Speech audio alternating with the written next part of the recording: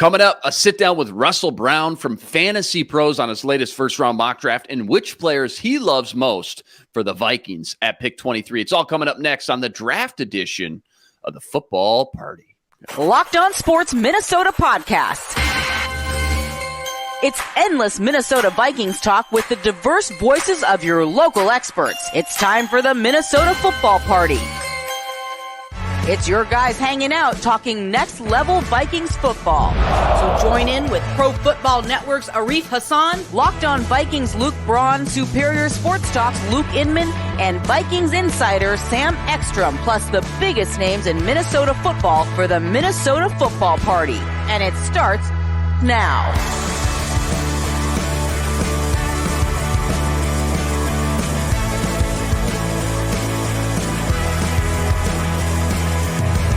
Back in the lab, another edition of the Football Party on the Locked On Sports Minnesota Network, your daily breakdown of everything Minnesota Vikings, which you can now find streaming on your Roku or Amazon Fire Stick devices. Just look out for and download our Locked On Sports Minnesota app there as well.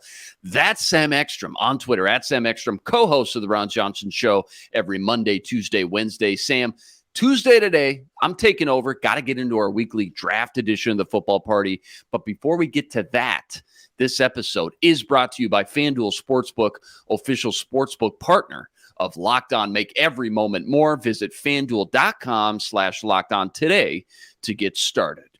All right, so yesterday I was working on the latest NFL Draft newsletter for Locked On, which, by the way, quick little plug.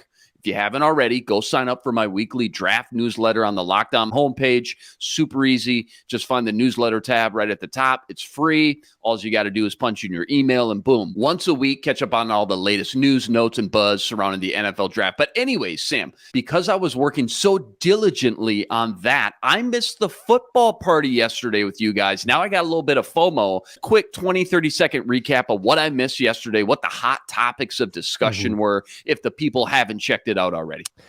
Yeah, you bet. Well, happy spring, Luke, by the way. I know it doesn't feel like it or look like it outside, but we missed you. We missed you yesterday. I would say I asked Luke Braun and Arif Hassan a bunch of detailed cap questions because I cede to them when it comes to the particulars of contracts, and they tried to explain to me what's happening with za'darius Smith's contract, what's happening with Dalvin Cook's status, what happens with the Kirk Cousins dead money if somehow they traded him, can they extend Justin Jefferson without adding money to their cap this year. I asked him a lot of cap questions. So we got that out of the way. We addressed the Lamar Jackson. I wouldn't even call it a rumor, more like a whisper that the Vikings could be linked to Lamar Jackson. We talked about that. And then we got into, has the Vikings defense really improved in this free agency period? And we kind of went like player for player. Okay, they exchange Patrick Peterson for Byron Murphy. They exchanged Dalvin Tomlinson for Dean Lowry and stuff like that. We kind of went down the line and figured out, well, I don't know if it's really improved except for the coordinator.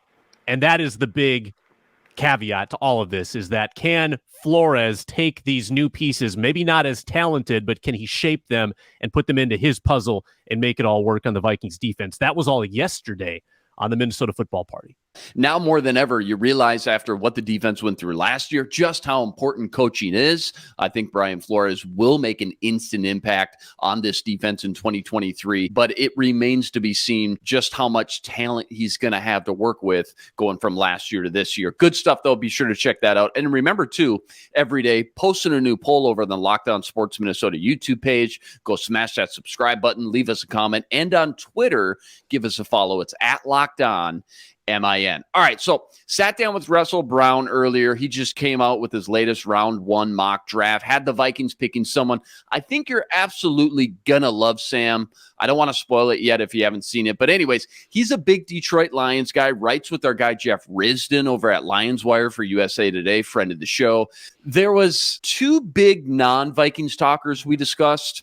First was Jalen Carter. Is he still going top 10? He thinks he is, and he's got him going to the Bears at number 9, which for Vikings fans, I would imagine would be absolute nightmare scenario if that works out and he's in the division for the next decade. But the second topic, I asked him about the Lions' interest in quarterback Hendon Hooker and how much steam that has at pick 18. Jared Goff, of course, a free agent next offseason. So it sounds like for a guy who hasn't been able to really work out or throw it all, coming off that rehab from the ACL, he's been one of the bigger risers of the pre-draft process, absolutely been crushing the team interviews and things like that. Russ even said if he was healthy and a few years younger, he'd be a surefire top 15 pick, something I've maybe tried to tell some people listening at home. This guy is legit. But my question here, Sam, we've talked a lot about not extending Kirk Cousins and possibly drafting a guy like Hooker to replace him now at pick 23. Well, if you're Kwesi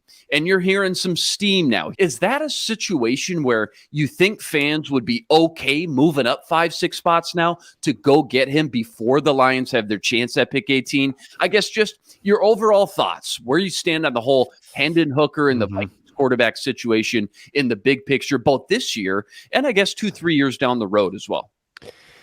Yeah, well, I do think the decision on Kirk Cousins to not give him any form of extension does force your hand to have a little bit more urgency at the quarterback position. I don't know if you are legitimately looking for your quarterback of the future. I don't know if you can wait beyond the first round. I mean, if you want to try to find someone in rounds 3 and beyond, good luck to you, but the hit rate on those quarterbacks is just so much lower. Dak Prescott's do not grow on trees. Brock Purdy's and Tom Brady's don't grow on trees. The percentage of quality starting quarterbacks in this league taken round 3 or round 4 and beyond is so low. So if you want to make that move, you really need to do it in the first round, and the Vikings don't have a second round pick as of now. So I do think that if you want to bring in the successor this year to sit behind Cousins, which I would endorse, I would rather have somebody learn for a year, especially Hendon Hooker, who needs to recover from a knee injury. I am not concerned about Hendon Hooker's knee, number one. I just think that ACL rehabs are just so refined and well-tuned now. Guys come back in 8 months and generally have successful careers. That doesn't worry me. Age doesn't worry me either, Luke. I don't think you can exclude a guy based on what he will be in 2032. Like, that's thinking so far down the road. Quarterbacks should be able to play till they're 35 easily. So if you get Hendon Hooker for a rookie contract and then an entire second contract, I think you'd be happy with that. Like, I don't think you need to be worried if you don't get him for year 12, if he's not as good. Who cares, right? So I don't care about the age. I don't care about the knee. I think it's the question is, do you want to sacrifice draft capital to go up and get the guy? Right. I mean, so the question is, where are you moving up to? You're moving up to 18, you're moving up to 12. Is Hendon Hooker going to gain steam and suddenly be a top 10 quarterback? Probably not. I don't think so. But can you afford to sit back and wait for him to drop to 23? I don't know that either. I think if you strongly believe in Hendon Hooker, knowing the situation you're in with Kirk Cousins' contract, you could be quarterbackless next year, and you don't know. Like, next year is just an unknown, Luke. You don't know who the prospects are going to be. You don't know who's going to emerge, or whether it's a quarterback-rich first round or a quarterback-poor first round. So this might be your time. This might be your time to capture a top 10 talent at value later in that first round.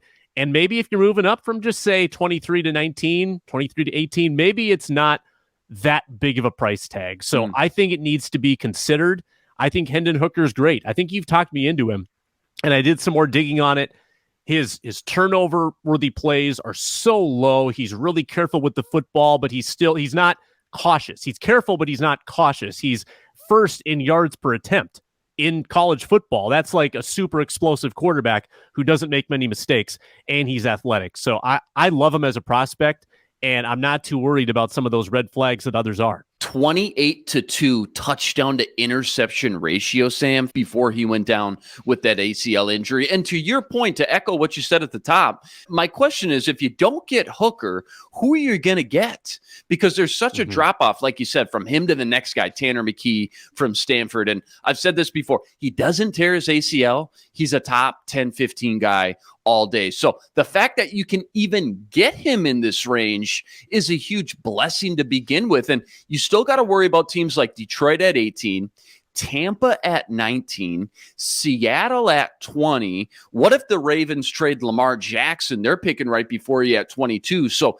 it's serious shark-infested waters you've got to kind of navigate through. But when it comes to my quarterback position, Sam, I just don't want to get cute. I don't want to gamble. It's just not about getting any guy to sit behind Kirk for a year. It's about getting the right guy. As you said, yeah, you can take some flyers on, day 2, day 3, but good luck with that. I mean, you still got to hit on the pick is my point because, as much as we love KOC, he's not a guy or a coach who can all of a sudden just take any day 3 quarterback and turn him into the next Brock Purdy. You still need talent. And for me, the right guy that's still in a reasonable landing spot from where you're picking, outside CJ Stroud, Levis, Richardson, all that talk.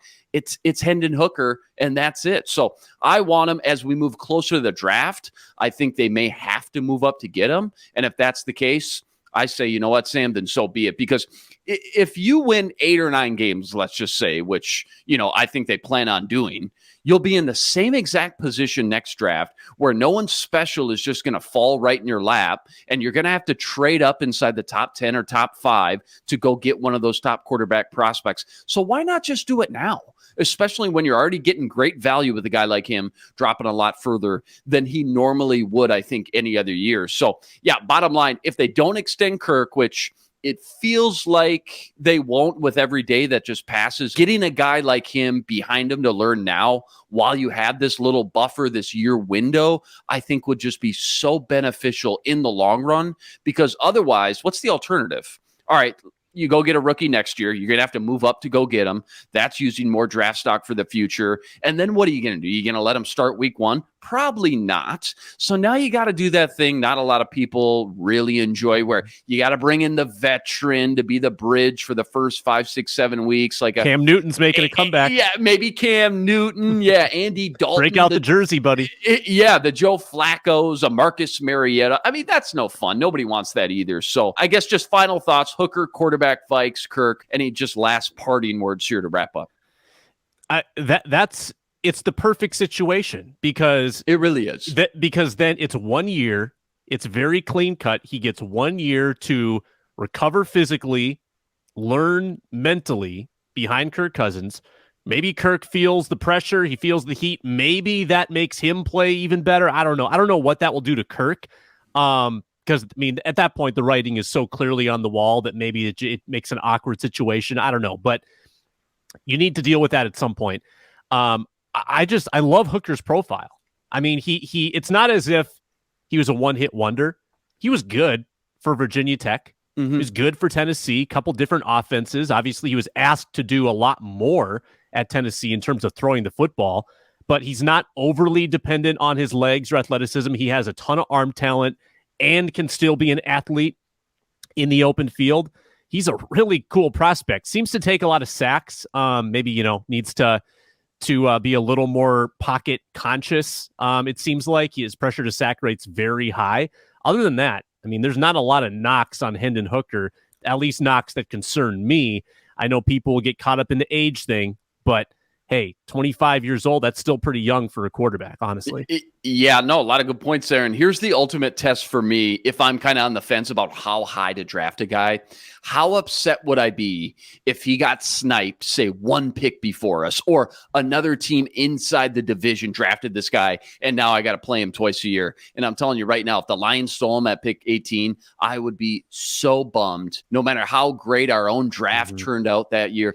If I have to watch Hooker get sniped 5 picks before us and he goes inside the division, I'm just letting you, I'll be wildly upset to say the least, because quarterback is just such an important position in this league now. And resetting your salary cap with a quarterback on a rookie deal is just such a huge advantage in the league right now. And that's how I know I'd be more than okay and can justify moving up to go get him to make sure that doesn't happen. That's kind of my super scientific analytical testing breakdown when I'm on the fence about a guy. So we got a patent pending on that. So don't try to Shark Tank me here, Sam, and steal that one.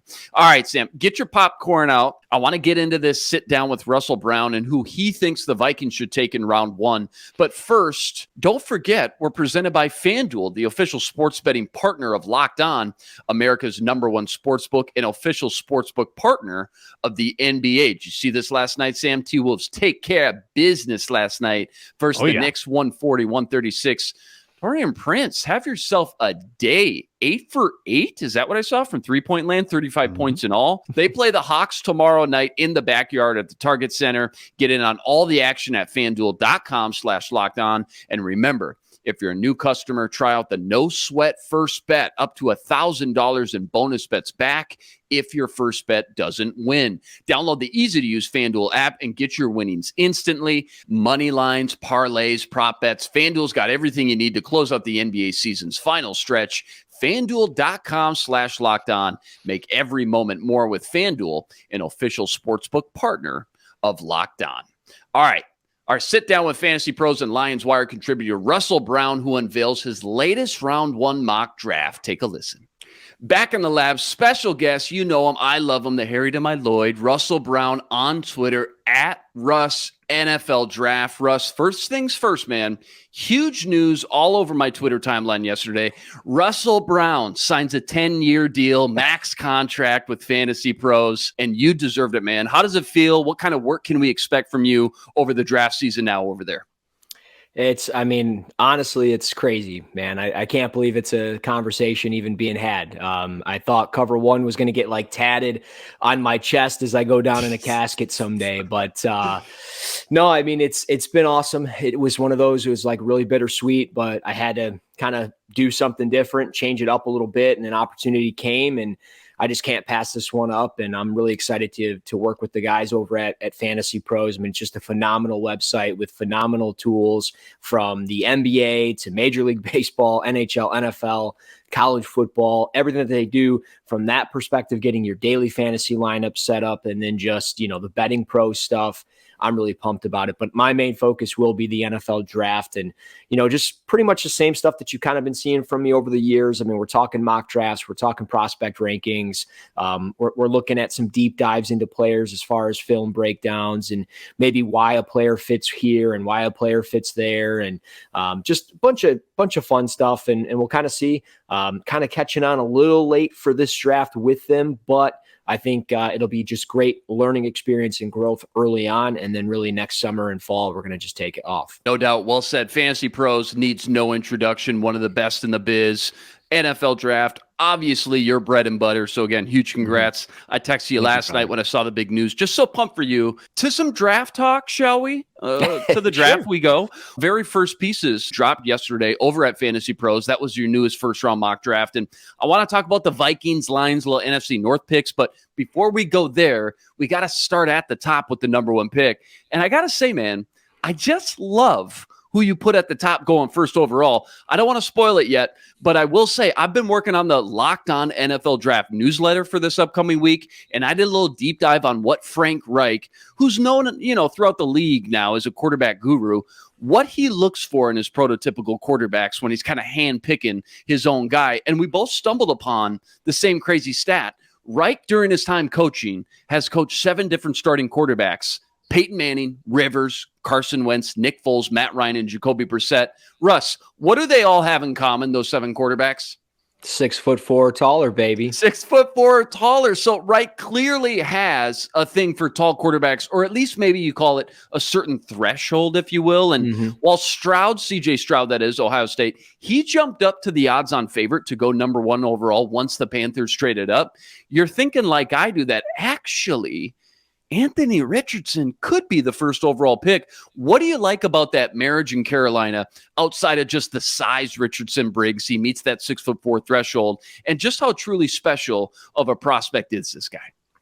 Well, yeah, I mean, don't get me wrong. If they end up going CJ Stroud, I completely understand it. I think it's a great fit. I still think Stroud's one of the 10 best players in this draft. So it makes sense from that perspective. But the reason why I think Anthony Richardson is the guy is, yes, because of the size threshold, even though the Panthers will decline it and say, oh, that's not part of the thing and all of that. And they are still weighing their options. We do know that. They have all 4 of these QBs up at the top, and they're going to start picking them apart and kind of putting their board together. But I think when it's all said and done, they're going to look at overall the upside of this team.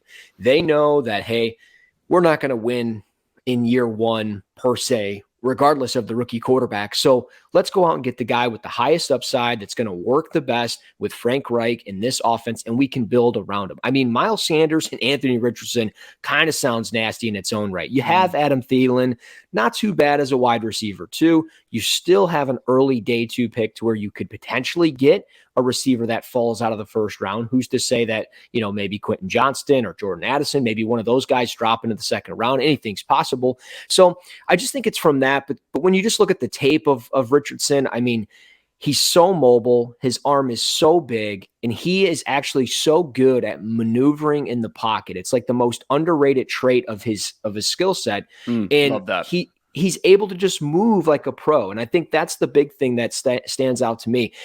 I think if he can learn to throw with more touch and anticipation, he is going to be far and away a stud in this draft. But he's got to learn how to do that. And I just think, who better than Frank Reich? Yeah, a lot of good points there. And Stroud, who is the odds-on favorite right now at like minus 220, depending on what site you find him.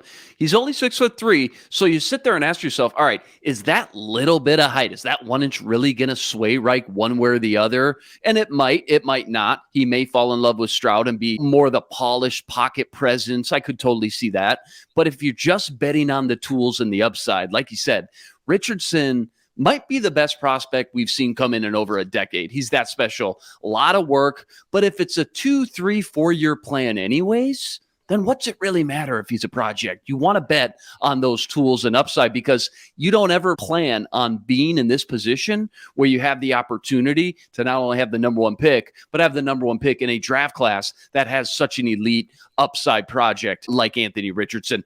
Moving on, first NFC North pick, you got the Lions taking Christian Gonzalez. And I got to say, I really fell in love with Devon Witherspoon thus far. I know it's early in the process, and it's really kind of pick your poison 1 and 1A, it seems like, for a lot of people. But I'm not going to lie, I'm starting to really come back around on Gonzalez. What separates Gonzalez from Witherspoon, and what makes him so special? Yeah, I mean, he's a super fluid athlete, right? Like, I think that's the thing that stands out to me the most. He is so fluid within his lower half. There are times that he can jump on slant patterns and dig routes better than just about anybody. He's so competitive and aggressive through the catch point. He's got those long arms. He's one of those former track and field guys back in high school, ran the 200-meter dash in just under 22 seconds. And it's one of those things, like, the kid can move, he can fly. And when you look at the Lions and the way that they've kind of structured their roster, think back to last year, okay? They made that deal with the Vikings. They moved up, drafted Jamison Williams.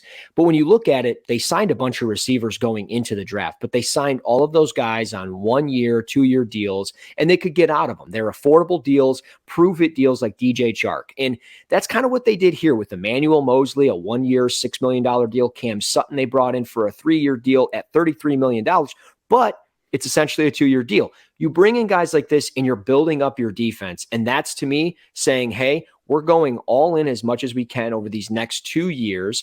And what we're going to do is we're going to bring in a young defensive talent like this at corner, develop him up. He's going to learn from guys like Sutton and Mosley and Okudah, and he's going to eventually become our stud on the outside of our defense. We've already got our cornerstone in Aiden Hutchinson.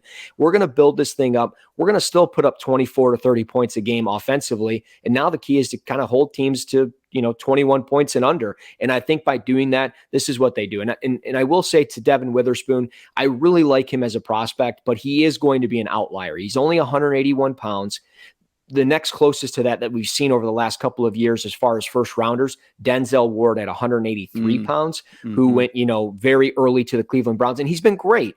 Not saying Witherspoon can't be, but he's had the hamstring injury that he's battled through all offseason. And it's one of those where when I see guys with lower body ailment injuries, I start getting really hesitant because those flare back up in the pros and then they're never the same. So as much as Witherspoon is a dog, I like Christian Gonzalez. I have through this entire process, and I just desperately want my team to draft good football players. It says yeah, well said. Well said. You know what put me over the top? You remember last summer when the Lions were on HBO's Hard Knocks and they showed David Blau's wife, Melissa Gonzalez, his sister, getting up there for the Olympics? That's his sister, man. Like, so you talk about good genes, you talk about the track speed genes going on. Christian Gonzalez has that in spades. Are the Lions thinking about Hendon Hooker at all? And why I ask is because, well, first of all, I want Hooker for the Vikes at 23. That's my guy. That's my pick. We can get into that conversation another time. But if the Lions are in play for Hooker, like I've heard they are with their second pick 18 overall,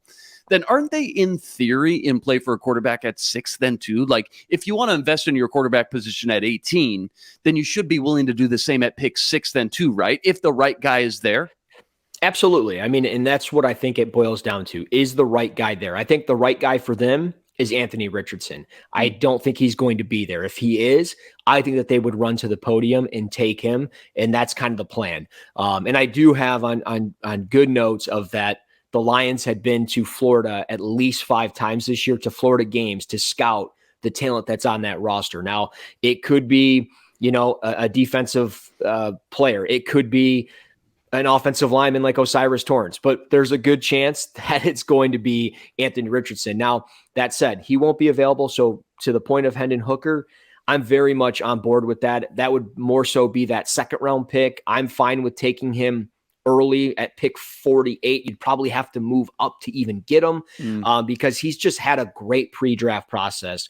People I've spoken with, they've said, hey, he's killing these interviews. Like, he's great on the whiteboard. He is crushing it. So maybe there's a chance he slips in the back end of the first round just simply because teams know he won't be there.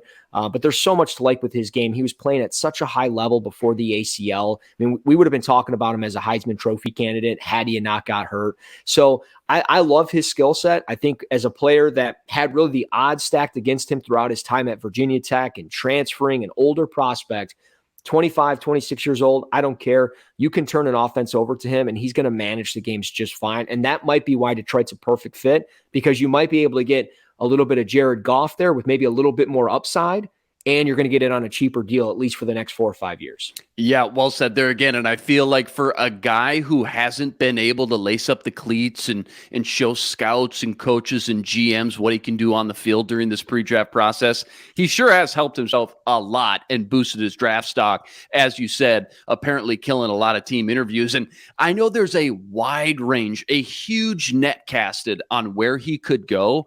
I'm just saying, when those big four go quickly, most likely in the top 10, if not even top 5, who knows, then those last 2 or 3 teams that need a quarterback for the future and want to get a quarterback on a rookie deal to start building their team around, they're all going to look at the same guy. It's going to be Hendon Hooker. And I just think that may drive up his ultimate draft spot and selection when it's all said and done. Vikes at 23. Some people say I'm nuts. I think that would be the perfect sweet spot. Speaking of sweet spot, you got the Vikes in your mock draft going offense with the receiver here. Talk to the people about the wideout you've got Kwesi-Adofo-Mensah taking and what you like about this group of wideouts in this range, because there seems to be quite a bit of them and it's kind of pick your flavors, so to speak.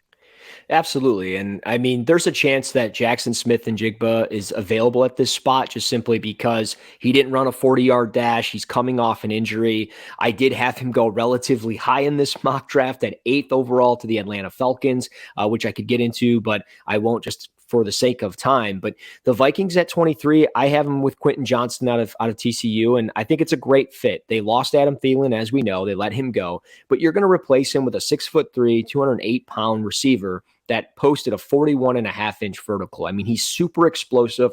It shows on tape. It showed at the combine. He has that ability to run after the catch. And when you give that guy those design screens, he can take it to the house. He can get you big gains. And while there are times that I don't think he plays with kind of that alpha mentality that we've seen from guys in the past. CeeDee Lamb had that dog mentality. Jamar Chase, dog mentality. Justin Jefferson, dog mentality. But you're bringing him in to complement your dog. And that's what Johnson can do. And I think he would do a really good job within this offense, operating with KJ Osborne, TJ Hawkinson, Justin Jefferson, obviously Dalvin Cook out of the backfield. I think there's a lot of potential with Quentin Johnston. It's just, what are we going to get from him in the first 2 to 3 years? How long does it take to get that kind of dog out of him? Or is it what you see is what you get? And are you happy with that? I think that's the big question with this kind of receiver group, but specifically speaking him, because there's so much to like, but there's so much still left to be desired.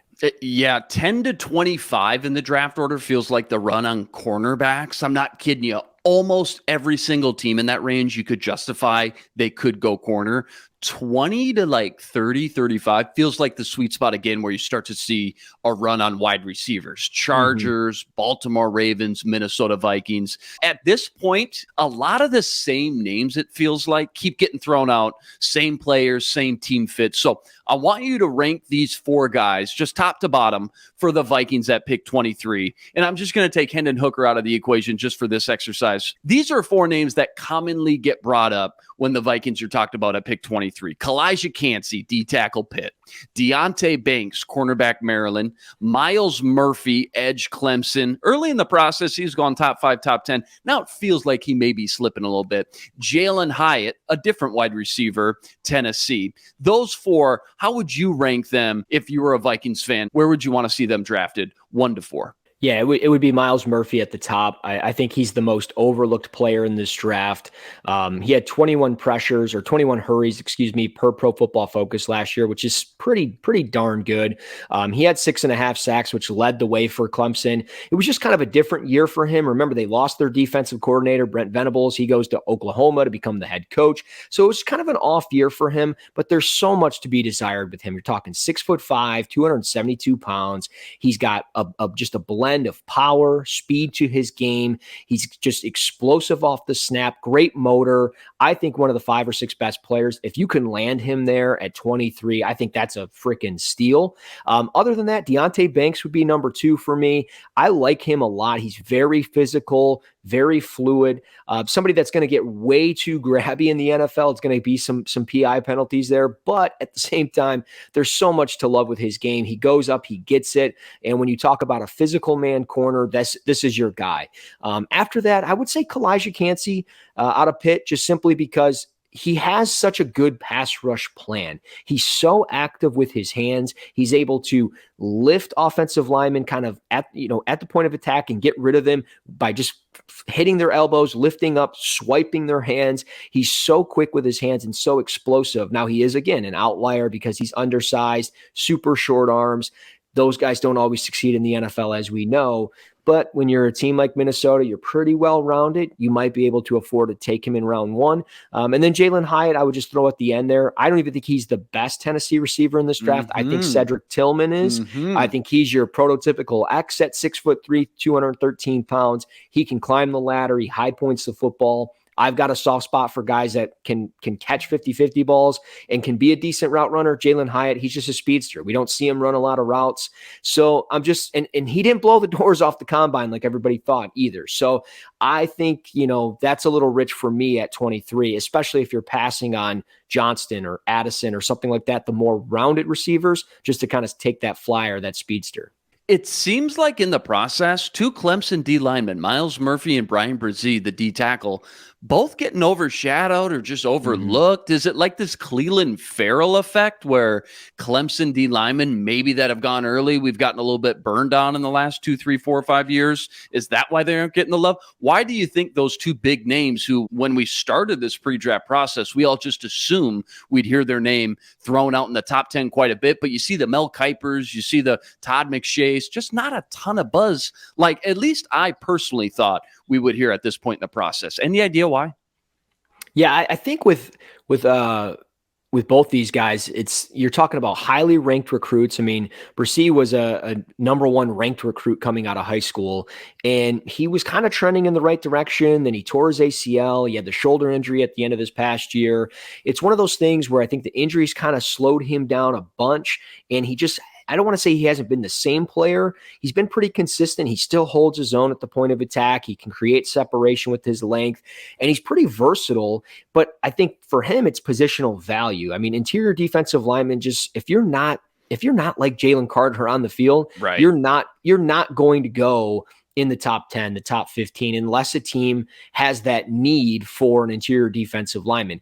With Murphy, I don't understand. Like I said, I think he's just super overlooked. I still think he's going to be a top 15 pick. I think back to the days of Rashawn Gary when everybody was like, oh, what is he? I was even one of those people. I didn't know what he was at the next level, but he goes to Green Bay. He's still a top 15 pick, and he's a plug and play guy for them. That's going to be the same thing here. I think Murphy, Patriots at 14, Packers at 15, I think are all very likely landing spots for him.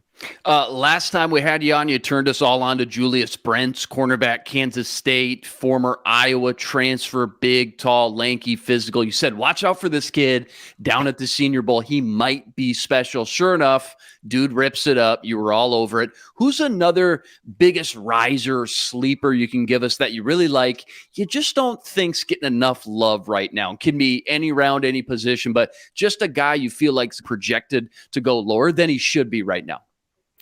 Well, I would say Darnell Wright from Tennessee. He was somebody that had a great Senior Bowl, has a great pre-draft process, has great tape. He looks like a first rounder at this point.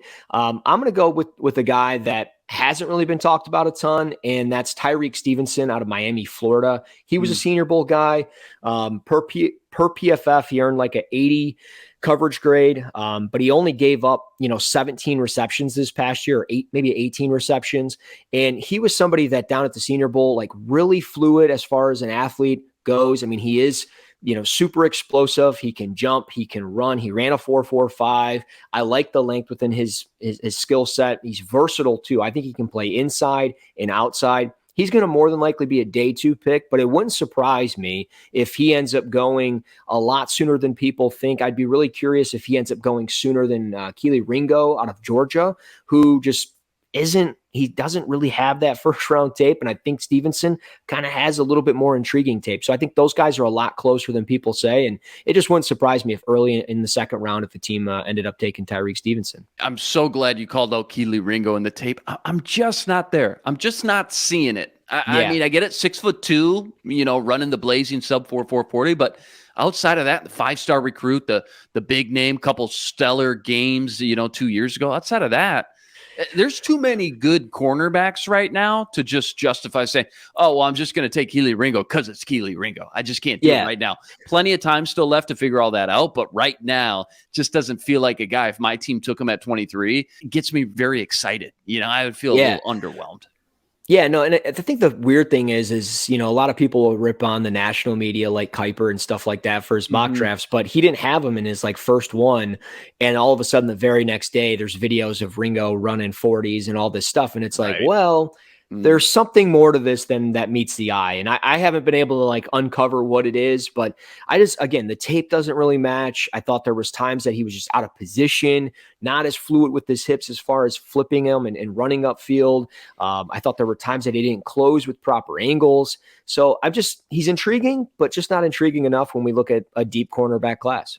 Agreed. All right, last one. Who's a guy or two you'd be banging the table for if you're in the war room in the first round that you just don't hear being talked about that way? Because for me, I know it's illegal to take running backs on day one. We can't do it anymore. I get it. And no one talks about him because Bijan Robinson is the man. And I get that too. He's a stud. But Jahmyr Gibbs, I'm just telling you right now, he is a stud. And I think in a pass-happy league, this dude's going to be a baller. He's going to be a playmaker for the next 6-7 years, calling it now. I totally get why he won't go in round one, but I think he's every bit worth a round one grade in my book. Who's a guy like that for you? You mentioned Darnell Wright. That would have been another good example. Maybe another guy in that kind of stratosphere. Yeah, Anton Harrison out of Oklahoma, really good tape, super consistent, 6'5", 315, tested really well. You're talking explosive, an athlete, only gave one sack this past year off of like 450 pass block snaps. I like the length. I like how he locks out defenders consistently. He moves people in the run game, and he just buries guys into the dirt. So he's got really fun tape. Another name, Maisie Smith out of Michigan, doesn't get talked about a lot. I have both these guys in my first round mock on fantasypros.com, but Maisie Smith was somebody that had like the Bruce Feldman's top freak list and was going to do all these great things. Only did the bench at the combine, put up 34 reps though, but we're talking about a 6'3", 323-pound interior defensive lineman that's versatile. He can play as a 4-eye. He's got a great ability as far as a 2-eye and as a zero shade there as a nose. He's got a push-pull move that he has, a swim move.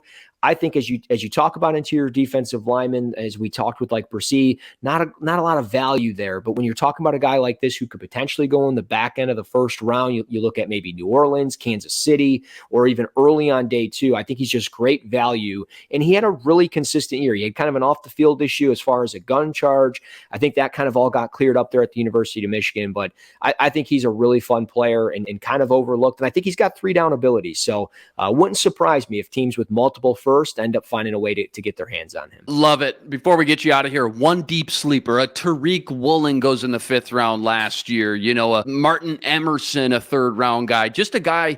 If you're running the GM war room for Detroit, you sit there and you go, you know what, we're going to wait on this guy. I think we can get him in round 3 or round 4, but I just really love him for the value where he's going to go. Just one sleeper like that.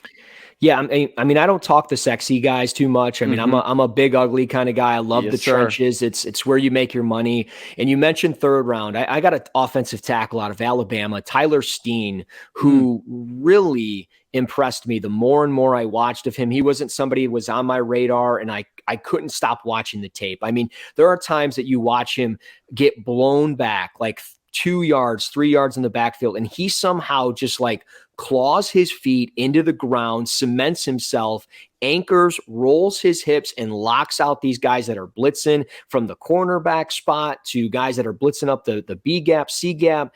He is very consistent across the board, and I just love the way he locks out consistently. I like the way he steers defenders, and again, with that anchor, he looks like kind of like a guard, but I think he could play a swing tackle in a pinch, and I think when you look in the 3rd, 4th round, he's going to go to a place like frickin' New England and become a plug-and-play guy. He's going to go to Baltimore, be a plug-and-play guy for 6, 7, 8 years. It's sick. It's sick how these teams do this. It's sick. And I'm giving you the facts now. So get on your team and tell them draft this guy because he's pretty solid, man. He was a former kid at Vanderbilt, played defensive line, moved to offense. He's slowly figuring it out. And I think in the NFL, after this past year at Alabama, there's a lot of promising tools and traits to work with. I will say, you've been on Tyler Steen hype train for a little bit now. I've seen you tweeting about him, chopping up the film. So for sure, you heard it here first. Russ, NFL Draft on Twitter, calling his shot with Tyler Steen. All right, brother, I say it every time. I could pick your brain all day long. I'll get you out of here, though. Hopefully get you on again sometime soon. Congrats on the new gig. Follow him again if you're not already on Twitter at Russ NFL Draft and all his great work now over at fantasypros.com, including his brand new 1st round mock draft. Russ, you're the man. Talk to you soon. All right. Appreciate it, brother. All right. All right, Sammy. Russ had the Vikings going wide receiver there, taking Quentin Johnston, TCU. You know I'd be thrilled about that. He makes a great case about the Vikes finding a guy who can complement Justin Jefferson and just add into the mix of Hawkinson and KJ Osborne. Your thoughts on going wide receiver here, which I know you've been high on just in general, and thoughts about Johnston specifically inside this KOC offense? Yeah, I mean, you're always so torn talking about this because the Vikings do have these kind of pressing needs, quarterback among them. We had the Hendon Hooker conversation earlier in the show. So when you choose to take a wide receiver, you are neglecting other important things. Cornerback, obviously. Defensive line is a need, especially on the interior, and obviously QB. So there is a sacrifice. There's a price that you have to pay to go wide receiver. I guess I'm cooled a little bit on this idea just simply because of the investment they made in Josh Oliver, kind of a tell that maybe they're not as interested in the 11 personnel as they might have been before. But if you can add talent, a wide receiver 2 or 3 behind Justin Jefferson, it's good to have weapons. It's always good to have weapons. And you also don't know if your tight ends might get hurt. So having that in your back pocket, it's not a bad thing. It's probably more of a BPA than a pick for need, and that's always a smart way to go.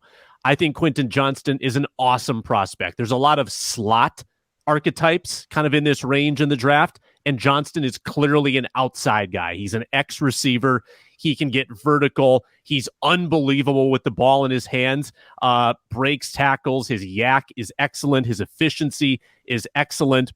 Seems like he can still improve at kind of using his size to make contested catches, and he drops the ball a little bit too much. But hey, if he goes out on March 30th at his pro day and he runs 4.4, he's probably going to rocket up the board. So my hesitancy would be, I don't think he's going to be there. Like a lot of evaluators have him as the top wide receiver in this draft. So to fall to 23, if he fell in your lap, it means you're probably getting impeccable value. And I don't think that's going to happen. So in the scenario where you get him at 23, amazing. I don't know if that's the reality that I'm seeing. It'd be awesome. I just don't know if it happens. No, you're right. And I think whether it's Johnston or somebody else, I think the bigger point here is the fact that this is the sweet spot around 23. You got the Ravens picking right before you. They could go wide out. The Chargers picking right before them.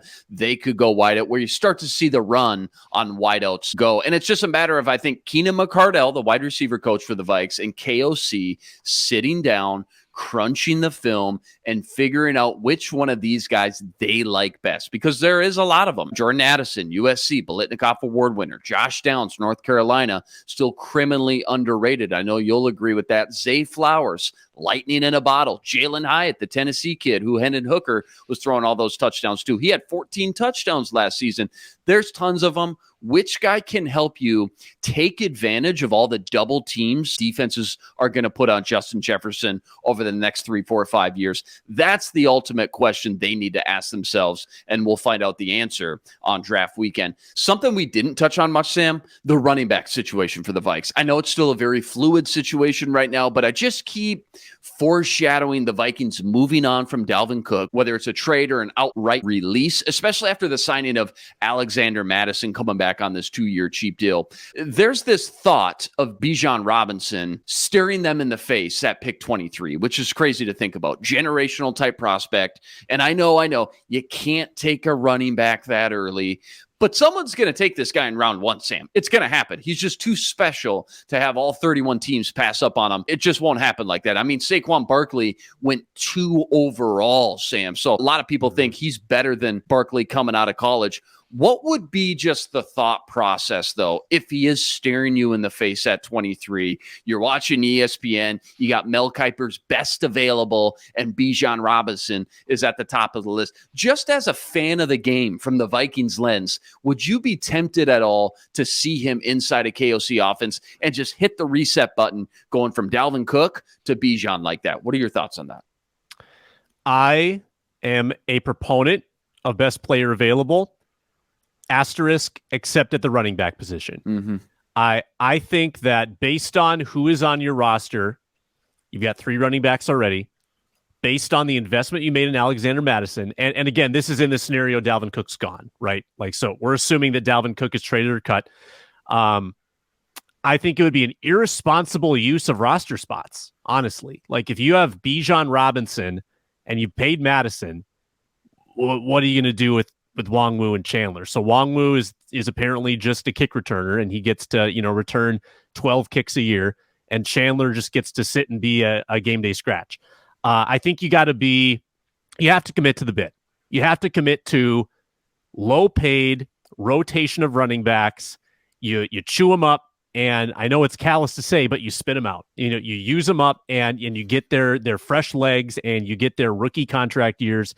And I know that Robinson would be tempting to have in that mix, but this is just not a position where I think you go after a luxury item. This is not a roster where you go after a luxury item. I think that you go all the way, you do this 3-headed monster, and you take your medicine. Even if they're not as talented as Bijan Robinson, you can still be efficient and productive. And honestly, Luke, so much of running game comes down to your blocking anyway. It comes down to how good is your passing game as well. Like what's your scheme? Like there are a lot of other factors that can lead to running back success. Bijan will make some team very, very happy. And I don't think it's going to be the Vikings. I think about the Packers going from Favre to Rodgers over the last 40 years. Colts got to go from Manning to Luck for 25 years. How about the Vikes in the running back position the last few decades? Yeah. What if they were to go from Adrian Peterson to Dalvin Cook and then to Bijan Robinson for the next decade? That would be pretty entertaining and honestly pretty hilarious if that's the way it would shake out. But I'm with you, seriously, as special as he is, and I think he's going to be great. It's just a position now that's just so watered down. I say it all the time. I can find serviceable guys so many rounds later and then use those early picks on more valuable positions instead. Is there a drop-off? Yeah, without a doubt. Are they as electric as Bijan Robinson? Absolutely not. And I get that.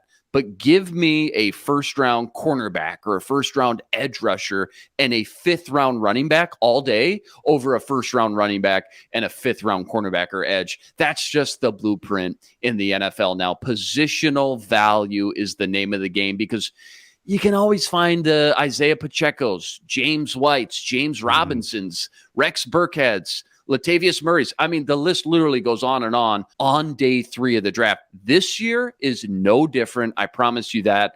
Deuce Vaughn, Kansas State, Darren Sproles, clone, Kenny McIntosh, Georgia, Chase Brown from Illinois. If you watched any Gophers or Big Ten this year, he led the Big Ten in rushing. He's an absolute tank. Roschon Johnson from Texas, Bijan's backup, criminally overshadowed at Texas. He can play ball too. I also mentioned in that Russell Brown interview too, as we just heard, I think Jahmyr Gibbs has a chance to be equally as special as Bijan does when we look back in 4 or 5 years. I really do, because he's going to be so special in the passing game and a game changer with that 4.34 speed. And he's getting overlooked way too much, in my opinion. And if I was running a team personally, I would rather have Gibbs in round 2 than Bijan in round 1, especially if I get to use that first round pick on a Quentin Johnston or a Jackson Smith and Jigba or whoever it may be, because I think Gibbs is going to be electric in the NFL if he goes to the right team, because he fits, again, this passing league than Bijan Robinson does. Not that Bijan can't catch or run routes or things like that.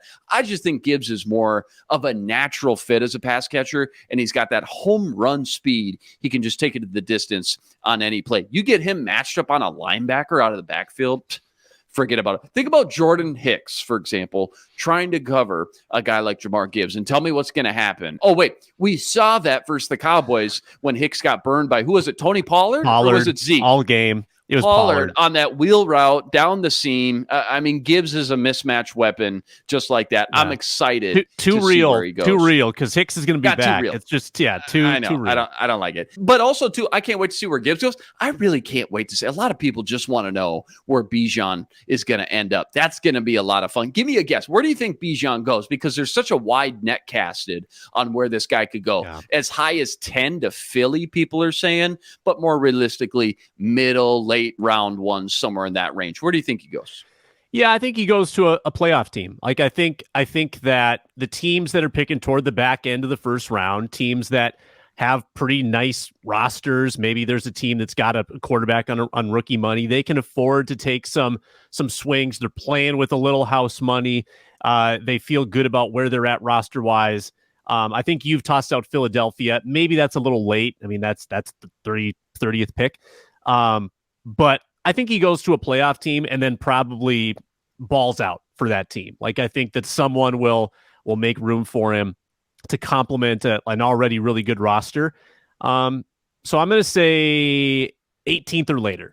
Yeah, 18, that just happens to be Detroit. That would be interesting. Highest I've seen him go again is Philly at 10. The next pick after that is Tennessee at 11. What if Vrabel moves on from Derrick Henry in some fashion, trades, gets a couple picks, and he just hits the reset button with Bijan Robinson? That would be hilarious. What if it is the Lions, though, at 18, Sam? I mean, they got 5 picks in the top 81. They're already having a heck of an offseason already. This Lions team, man, with Dan, it's giving me an ulcer. I can't take it anymore. I know it's the Lions. People listening are like, dude, don't worry, relax, pump the brakes. It's the Detroit Lions. Relax. I really think Dan Campbell is building something special over there, and they've just got so many young building blocks and now draft ammo to set themselves up again for a long time in a, I guess, relatively pretty weak NFC North division when you look at the landscape of some of the other divisions around the league. Last one, super quick here, then we'll get out of here. I had Russ rank 4 possible targets